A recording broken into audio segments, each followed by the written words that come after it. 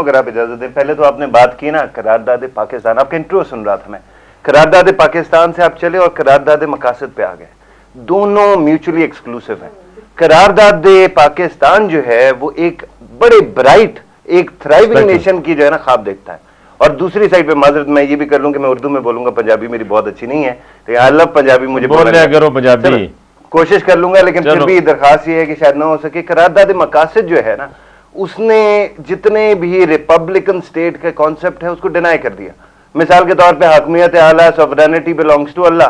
ठीक है जी, मेरे पास क्या है? फिर दूसरी साइड पे बहुत सारी चीजें, मतलब खुदा इतनी बड़ी जात है,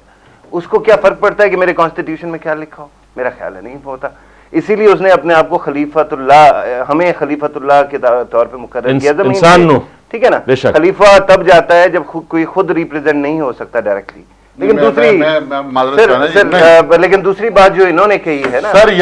इन्होंने कहा बराबरी है हमारे मुल्क में, तो विद ड्यू रिस्पेक्ट मुझे ये बताएं कि कोई क्रिश्चियन, कोई यहूदी, कोई हिंदू हमारा सदर पाकिस्तान बन सकता है? क्यों नहीं बन सकता? बात ये है कि हमारे कॉन्स्टिट्यूशन में है कि 45 साल से कम का बंदा भी जो है ना कोई सदर पाकिस्तान नहीं बन सकता। ये बताइए कि 44 साल के बंदे ने कोई गुनाह किया है कि वो सदर पाकिस्तान ना बन सके? और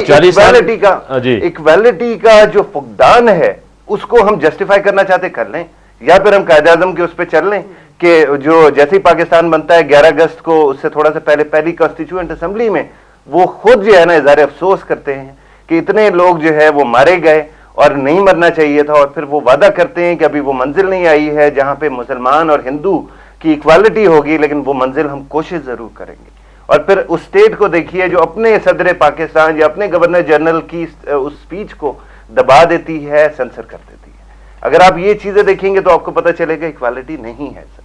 बहुत सारे फैक्ट्स हैं जो हम अभी तक अवाम को नहीं बताना चाहते। मिसाल के तौर पे 23 मार्च 1940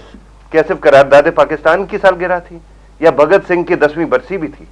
अगर ये चीजें हम देखेंगे हमारी तारीख में, जो मैम ने कहा कि कॉलोनियलिज्म और पोस्ट कॉलोनियलिज्म ये इंपीरियलिज्म है, उसके सारे के सारे ताने बाने अभी तक नजर आते हैं। अभी चंद दिन पहले एक बंदा हमारे मुल्क से निकल के गया है, उसका नाम है रेमंड डेविस। हम अपनी अवाम का क्या मैसेज दे रहे हैं कि कोई भी गोरा आएगा, Pakistan is a hunting ground, मारो और चले जाओ। मेरे भाई जेडे ने उलझे ने सर, ये पाकिस्तान के इंटेलेक्चुअल्स के बारे में यही कहा जाता है कि गल कर रहे ने, देखो ना चले कितों ने, ये कहंदे ने करारदादे। मैं डॉक्टर साहब को थोड़ी लेना, फिर ਤੁਹਾਡੇ ਕੋਲ उलझाओ नहीं होना चाहिए, पहले तो ये क्लियर होना। ਤੁਸੀਂ उलझाओ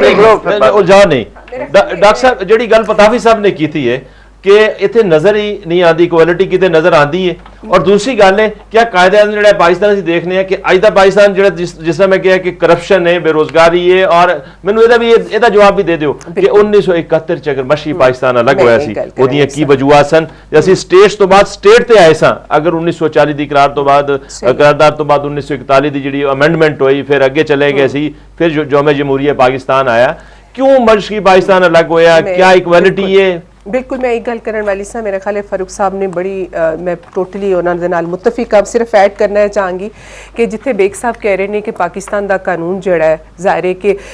जड़ी भी कोई रियासत होती है, जड़ा आइन है ना, एक तरह एक सोशल कॉन्ट्रैक्ट है ना रियासत और लोगों के बीच, और आइन जड़ा है उस चीज़ की नुमाइंदगी करता है कि मतलब रियासत जड़ी है कि वो वाकई बराबर हकूक दे रही है। और इन्होंने अकलीयतां का जिक्र किया, लेकिन मैं औरतों का जिक्र भी करना चाहांगी कि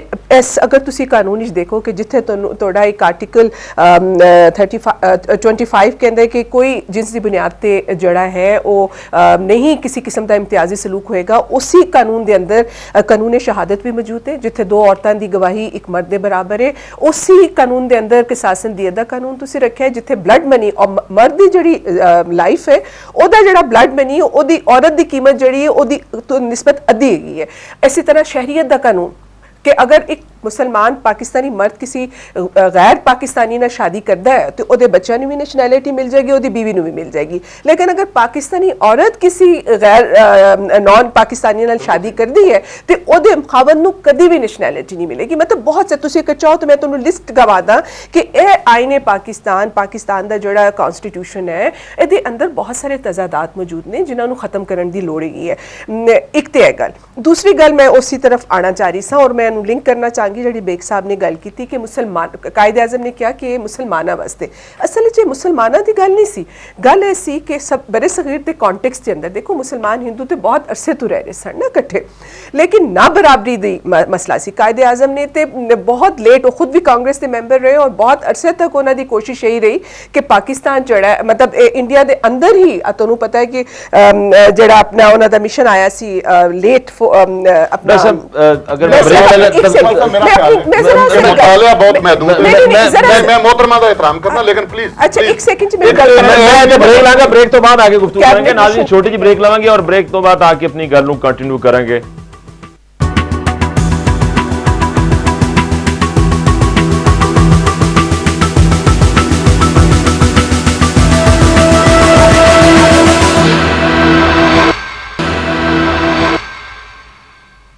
ਵੈਲਕਮ ਬੈਕ ਨਾਜ਼ਰੀਨ, ਅਸੀਂ ਗੱਲ ਕਰ ਰਹੇ ਯੋਮ ਕਰਾਰਦਾਦ ਪਾਕਿਸਤਾਨ ਤੇ ਕਿ ਕਰਾਰਦਾਦ ਕੀ ਸੀ ਔਰ ਅੱਜ ਦਾ ਪਾਕਿਸਤਾਨ ਕਿੱਥੇ ਵੇ। ਤੇ ਸ਼ਰੀਕੇ ਗੁਫ਼ਤਗੂ ਨੇ ਸਾਡੇ ਨਾਲ ਡਾਕਟਰ ਫਰਜ਼ਾਨਾ ਬਾਰੀ ਸਾਹਿਬਾ, ਬੇਗਰਾਜ ਸਾਹਿਬ ਔਰ ਫਰਕ ਪਤਾਵੀ ਸਾਹਿਬ। जी डॉक्टर सिर्फ अपनी जल्दी में गल खत्म करना था कि बेग साहब, मेरा ख्याल है बेग साहब अपना फारूक साहब दे उत्ते भी और मेरे उत्ते भी ये इल्जाम लगा रहे ने कि ऐसे याद कंफ्यूज अच्छा जी मेरी मुतालिया पाकिस्तान सारे पढ़ाया जांदा ना, इना पढ़िया नहीं, वो भी मसला है मेरी अच्छा जी मैं हिस्ट्री वैसे मास्टर कीता और पीएचडी करके तो हुण पढ़ानी है यूनिवर्सिटी ਤੁਸੀਂ यूरोप दी हिस्ट्री शायद अच्छा एक सेकंड अपनी अब जरा सारी पूरी गल करनी फिर ਉਹਦੇ ਬਾਅਦ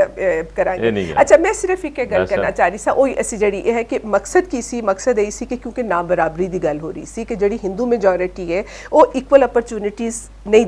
ਦੇ ਪਾ ਰਹੇ ਸਨ ਔਰ ਫਿਰ ਉਸ ਸੂਰਤ ਦੇ ਅੰਦਰ ਇਹ ਖਿਆਲ ਸੀ ਕਿ ਮੁਸਲਮਾਨਾਂ ਵਾਸਤੇ ਫਿਰ ਇਹ ਖਿਆਲ ਆਹਿਸਤਾ ਆਹਿਸਤਾ ਇਵੋਲਵ ਹੋਇਆ ਹੈ ਜਿਹੜੀ ਇੱਥੋਂ ਜਾਈਏ ਨਾ 1000 ਸਾਲ ਰਹਿਣ ਦੇ ਬਾਵਜੂਦ ਅਗਰ ਆਪਣਾ ਹੱਕ ਨਹੀਂ ਮਿਲਦਾ ਤੇ ਅਸੀਂ ਸਾਈਡ ਤੇ ਉਹਦੇ ਵਿੱਚ ਉਹ ਹੋਇਆ ਠੀਕ ਹੈ, ਲੇਕਿਨ ਉਹ ਬੁਨਿਆਦ ਤੇ ਬੰਗਲਾਦੇਸ਼ ਬਣਨ ਦੇ ਨਾਲ ਪਾਕਿਸਤਾਨ ਦੇ ਅੰਦਰ ਹੀ ਟੁੱਟ ਗਈ ਨਾ, ਕਿਉਂਕਿ ਅਸੀਂ ਅਸਲ ਚ ਗੱਲ ਕੀ ਹੈ, ਤੁਸੀਂ ਕਿਸੇ ਕੌਮ ਨੂੰ ਇਕੱਠੇ ਨਹੀਂ ਰੱਖ ਸਕਦੇ ਸਿਰਫ ਇਸ ਬੁਨਿਆਦ ਉੱਤੇ ਕਿ ਉਹ ਮੁਸਲਮਾਨ ਨੇ, ਕਿਉਂਕਿ ਸਾਡੇ ਤੋਂ ਜ਼ਿਆਦਾ ਜਿਸ ਵਕਤ ਪਾਕਿਸਤਾਨ ਬਣਿਆ ਤੇ ਸਾਡੇ ਤੋਂ ਜ਼ਿਆਦਾ ਮੁਸਲਮਾਨ ਤੇ ਇੰਡੀਆ 'ਚ ਹੀ ਰਹਿ ਗਏ ਨਾ। ਜਿਹੜੇ ਮੁਸਲਮਾਨ ਆਏ ਅਗਰ ਅਸੀਂ ਉਹਨਾਂ ਨੂੰ ਉਹੀ ਬੁਨਿਆਦ ਨਹੀਂ ਦੇ ਸਕੇ ਜਿਹੜੀ ਕਿ ਜਿਹਦੀ ਵਜ੍ਹਾ ਨਾਲ ਅਸੀਂ ਬਰੇ ਸਗੀਰ ਚੋਂ ਅਲੱਗਾ ਹੋਏ ਸਾਂ ਔਰ ਬੰਗਲਾਦੇਸ਼ ਦਾ ਬਣਨਾ ਇਸ ਚੀਜ਼ ਦਾ ਮਤਲਬ ਮੈਂ ਸਮਝਦੀ ਹਾਂ ਕਿ ਉਸ ਆਈਡੀਓਲੋਜੀ ਦੀ ਮੌਤ ਸੀ ਜਿਹਦੇ ਵਿੱਚ ਅਸੀਂ ਅਗਰ ਅਸੀਂ ਲੋਕਾਂ ਦੇ ਨਾਲ ਜਿਹੜੇ ਮੁxtਲਿਫ ਕੌਮੀਅਤਾਂ, ਪਾਕਿਸਤਾਨ ਜਿਹੜਾ ਇੱਕ ਮਲਟੀ ਕਲਚਰਲ ਤੁਸੀਂ ਕਹਿੰਦੇ ਕਿ ਬੰਗਲਾदेश बनना उस नजरिए दी बिल्कुल मैं समझनी आज भी एक सिर्फ आखिरी पॉइंट में कह रही है कि अगर आज भी बांग्लादेश के टूटने के बाद एक नया पाकिस्तान बना जिसके खालिक आप जो भी कहें भुट्टो साहब थे और उसके बाद वो पाकिस्तान की दूसरी रिपब्लिक चली और वो आज तक चल रही है। अगर बांग्लादेश का कयाम जिहड़ा है उस नजरिए दी मौत सी ते आज दे मैच चो बांग्लादेशी आवाम जिहड़ी ओ पाकिस्तानी खिलाड़ियों वास्ते ताड़ियां क्यों मार रही है, नारे क्यों मार रही है? बस मैंने इस चीज का जवाब दे दो, मैं कहूंगा नजरिया मर गया। ओके एक गल सुन, ठीक है हुण गुजारिश ये है सही है दो कौमी नजरिया जिहड़ा ठीक है ये असी नहीं सी बनाया, ठीक ये दो कौमी नजरिया जिहड़ा है सदियां तो उत्थे हिंदुस्तान च मौजूद सी और ये उस वक्त ही दो कौमी नजरिया पैदा होया सी जिस वक्त पहली रियासत मदीना पैदा हुई सी। असल च गल है कि इन्हां गल कीती एक मैं मादद नासर नाराज ना होना, तुसीं कहा हाकमियत अल्लाह दा ओदे च इलाही हाकमियत उससे फर्क नहीं पड़ता ना, अल्लाह ताला को, अल्लाह ताला सबका हाकिम है, आपको लिखने की क्या जरूरत है? एक मिनट अगर मैं सादा सॉवरेनिटी का कांसेप्ट अंग्रेजी का कांसेप्ट है, मुझे पता है sovereignty belongs to the people. Sir ਤੁਸੀਂ ਤਾਂ ਪੜ੍ਹੇ ਲਿਖੇ ਮੁਸਲਮਾਨ ਹੋ ਨਾ, ਅਗਰ ਮੈਂ ਮੇਰੇ ਜਾਨ ਪੜ੍ਹ ਮੁਸਲਮਾਨ ਵੀ ਤੁਸੀਂ ਤਾਂ ਕਹਿ ਰਹੇ ਹੋ ਕਿ ਅਸੀਂ ਘੱਟ ਪੜ੍ਹੇ ਨਹੀਂ, ਤੁਹਾਡਾ ਮੁਤਾਲਿਆ ਪਾਕਿਸਤਾਨ ਨਹੀਂ ਮੈਂ ਕਹਿ ਰਿਹਾ, ਮੈਂ ਇਹ ਨਹੀਂ ਚਲੇ ਗੁਜ਼ਾਰਿਸ਼ ਇਹ ਹੈ ਕਿ ਮੈਂ ਤੇ ਕਨਪੜ ਜਿਹਾ ਮੁਸਲਮਾਨ ਹੋਵਾਂ ਦਾ